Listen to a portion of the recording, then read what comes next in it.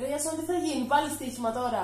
Τραβάμε μέσα, άντε, έκανε μπάνιο. Πάμε. Λοιπόν, ρημάκια τη ζωή, αποτυχημένοι όλοι οι άχρηστοι κουβάδες του πλανήτη και της κορυφαίας. Λοιπόν, σας έχω σήμερα δελτιάρα. Μπας και πληρώσετε τον νίκη μαλακισμένα. Λοιπόν, πάμε. Αντεράρα Ολυμπιακού άντρε 163,5. Πίτρες 10 ποντάκια. Χαλαρό ρελαντί. Κάναν ένα τρίποντο την προηγούμενη φορά, δεν έβαλε ούτε ένα.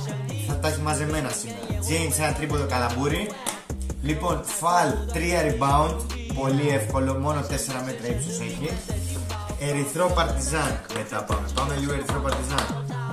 Άντερ 173,5. Σκληρές ομάδες. Over 70 πόντους για Παρτιζάν. Πάντερ 10 ποντάκια καλαμπούρι κι αυτός. Έχει βγει ήδη πριν καν μπει στο μάτς. 5 πόντους Νέντοβιτς. Εντάξει, έχω κάνει το σταυρό μου, πιστεύω θα του κάνει. Και ο Πάντερ να βάλει ένα τριποντάκι, το οποίο το βάζει με το ένα χέρι πλέον. 5 απόδοση. Παίζει ένα 50 παίρνει 2,5 καθάρικα, πάει στην κοπέλα στο ποτό και στα τρίκα κορυφαία τριμεράκι. Άντε για δρόμο, κλείστο.